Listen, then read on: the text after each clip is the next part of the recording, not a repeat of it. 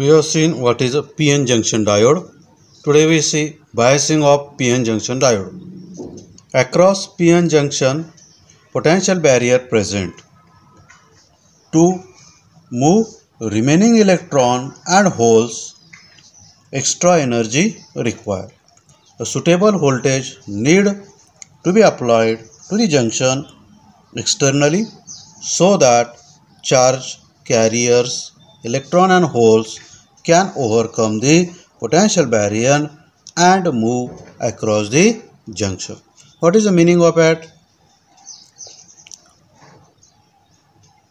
We know that in a pure silicon, in one half portion of it converted into the P type material and half portion converted into N type material. A boundary which separates P and N is called as a PN junction. Near this boundary of a PN junction, in a P side electrons are present and in N side holes are present. In a remaining portion of N side electrons present and remaining portion of P side holes are present. This region create a barrier called as a potential barrier. आपल्याला माहिती आहे शुद्ध स्वरूपामध्ये silicon घेतला आणि त्याच्या अर्ध्या भागामध्ये मी अर्ध्या भागाचं रूपांतर पी टाइप सेमीकंडक्टरमध्ये केलं आणि अर्ध्या भागाचं एन मध्ये केलं तर ह्या दोघांना सेपरेट करणारं जे काही बाउंड्री असते तिला म्हणतो आपण पीएन जंक्शन.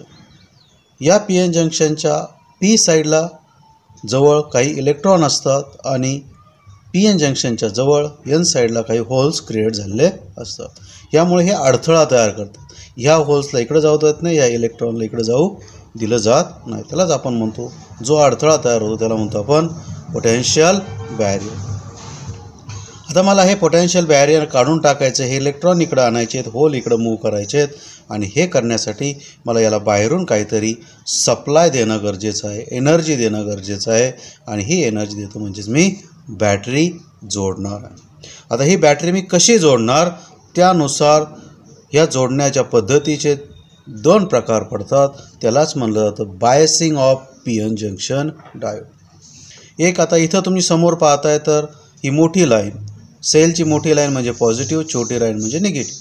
ही मोठी लाईन कशाला जोडली तर पीला जोडली, छोटी लाईन कशाला जोडली तर एनला जोडली. हा एक प्रकार. किंवा हे उलटं करू शकतो, इकडं निगेटिव्ह आणायला इकडं पॉझिटिव्ह करेल, हा दुसरा प्रकार.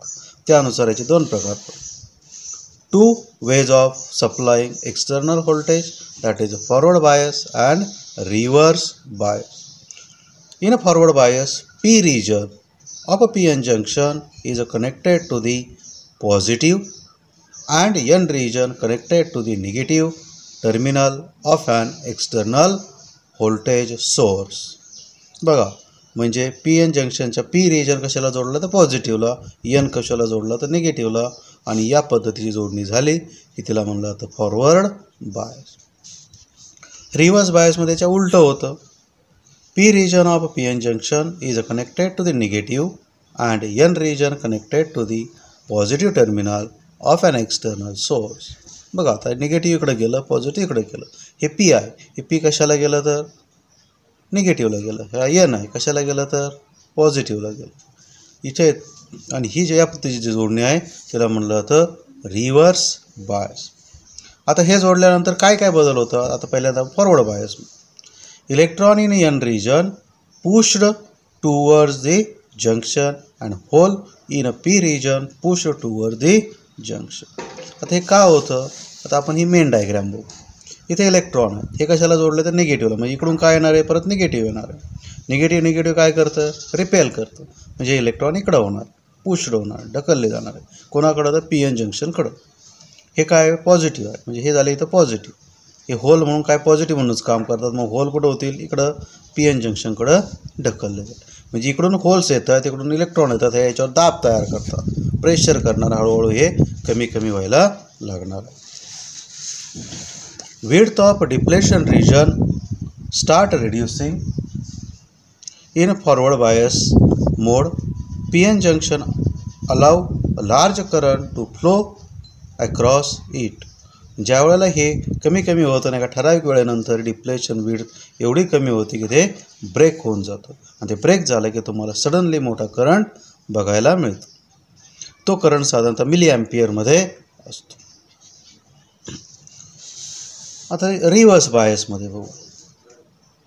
Electrons from the N region are pulled away from the junction. Also holes in P region are pulled away from the junction. आता हे बघा, आता जर हे उलटं केलं, इथे दाखव डायग्राम.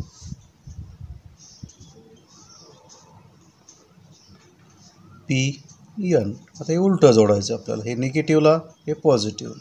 इथं काय येतं, इलेक्ट्रॉन्स आहेत. इकडे काय येतं, होल्स आहेत. आता इलेक्ट्रॉन हे पॉझिटिव्ह आलं, इकडून पॉझिटिव्ह आलं, हे निगेटिव्ह असं चार्ज, मग इलेक्ट्रॉन इकडे ओढले जातील. इकडून निगेटिव्ह आलं, याच्यावर पॉझिटिव्ह चार्ज आहेत, होल म्हणजेच ते इकडे ओढले जातील. या पद्धतीने म्हणजे होल इकडे ओढले जातात, इलेक्ट्रॉन इकडे ओढले जातात. म्हणजे जंक्शनची विड्थ तुमची वाढायला लागते. इतकं पुलअप होतं की इतकं ताणलं जातं की ही परत जंक्शनची विड्थ ब्रेक होते. हा जंक्शन जो आहे तो ब्रेक होतो आणि परत आपल्याला सडन थोडासा करंट बघायला मिळतो. पण हा कमी असतो, हा मायक्रो ॲम्पियरमध्ये आढळून येईल. म्हणून म्हटलं electrons from N junction are pulled away, म्हणजे बाजूला ओढले जातात आणि होल्स पुल्ड अवे, इकडे ओढले जातात, जंक्शनपासून दूर जातात. Width of depletion region start increasing at a particular voltage, it get break. In a reverse bias mode, PN junction allow very small current to flow across it. म्हणजे जर reverse बायसमध्ये हे रिजन तुमचं ब्रेक झालं, त्याच्यातून थोडा current जातो, that is in micro ampere. परत एकदा थोडंसं एक्सप्लेनेशन आहे. P N junction diode symbol असा असतो, हे पी असतं, हे एन असतं, इथं वर लिहिलं आहे बघा. आणि जो हे पी असतो त्यालाच आपण नंतर ॲनोड म्हणणार आहोत. जो एन साईड आहे त्याला म्हणणार आहोत cathode. A P N junction with metallic connectors on each side is a called junction diode or just diode. म्हणजे बाहेर जोडण्यासाठी इथून दोन तारा बाहेर काढल्या जातात, म्हणून त्या तारांना म्हणलं जातं metallic connector. P side called anode आणि N side called cathode. P साईडला ॲनोड म्हणलं जाईल, एन साईडला cathode. A diode can be connected across a battery in a forward bias और reverse bias. A diode can be used as one way switch in circuit. One way switch ज्यावेळेस तुमचं forward बायसमध्ये असतो त्यातून current जातो, reverse बायसमधून शक्यतो current जात नाही, कारण की ही विड्थ ब्रेक करण्यासाठी तुम्हाला मोठ्या प्रमाणात निगेटिव्ह व्होल्टेजची गरज पडते. म्हणून हा जनरली फॉरवर्ड बायसमध्ये वापरला जातो. त्यावेळेला हा ऑन कंडिशनमध्ये असतो आणि रिव्हर्स बायसमध्ये जनरली ऑफ कंडिशनमध्ये असतो.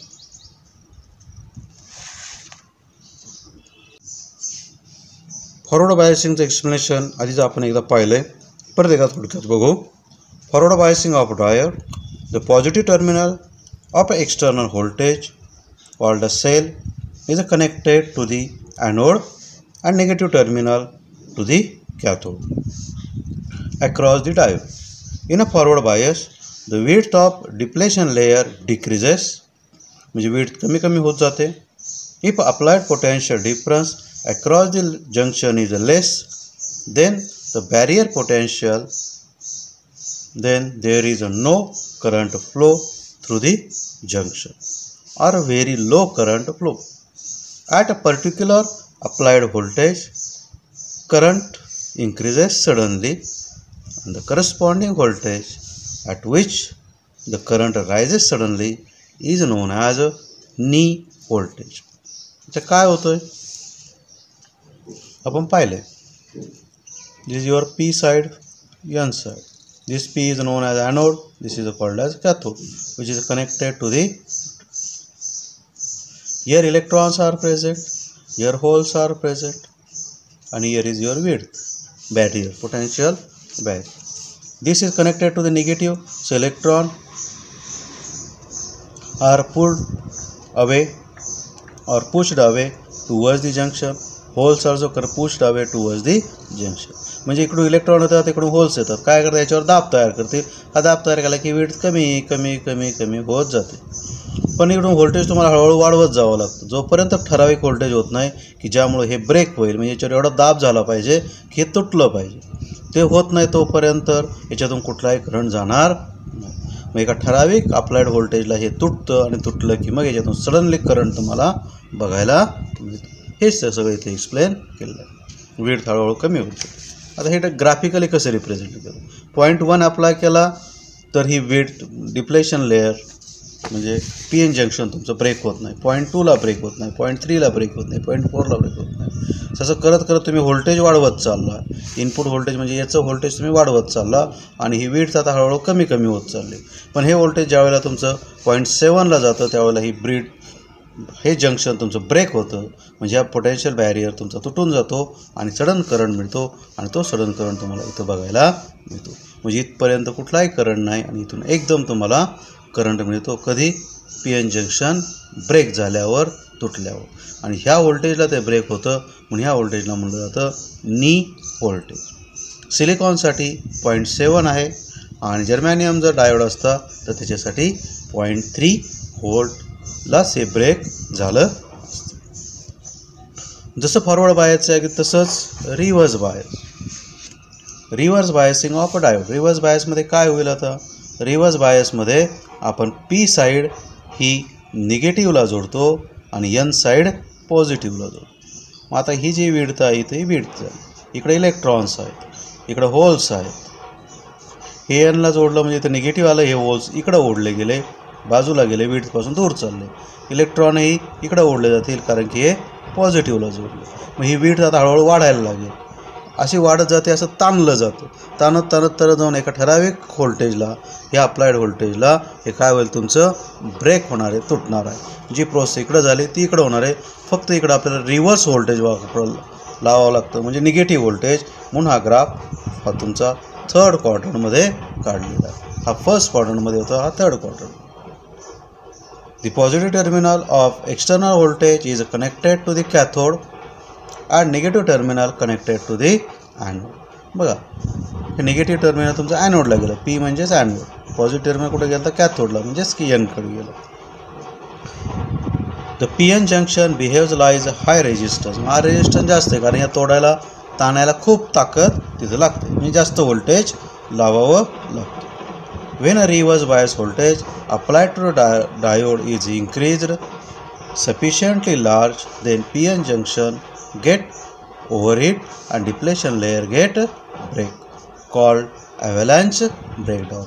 याच्या ब्रेकडाऊनला मात्र avalanche breakdown असं किंवा रिव्हर्स ब्रेकडाऊन असं म्हटलं जातं. रिव्हर्स व्होल्टेज म्हणजे तर निगेटिव्ह व्होल्टेजची साईड घेतली, ही आहे तुमची करंट, ही झाली तुमची परत एकदा निगेटिव्ह, ही झालं तुमचं reverse bias. The advantages of semiconductor diode. There are some advantages, some disadvantages. Electrical property of semiconductor can be controlled by doping. म्हणजे तुम्ही बाहेरून जे ॲटम टाकता त्यानुसार त्याच्या इलेक्ट्रिकल गुणधर्म तुम्ही कंट्रोल करू शकता. They are smaller in size and light in weight. एकदम लहान आकाराने असतात आणि त्यांचं वजनही कमी असतं. They consumes less power. त्यांना लागणारी पॉवरसुद्धा कमी असते. No heating effect occurs. म्हणजे पहिल्यांदा काही त्यांना तापवावं लागत नाही, काय नाही. पटकन ते ऑपरेट होतात म्हणून faster speed of operation. And fabrication of I C is possible. What is I C? That part we say afterward. That is integrated circuit. एक छोटीशी अशी चिप असते, तिला म्हणलं तर इंटिग्रेटेड सर्किट्स.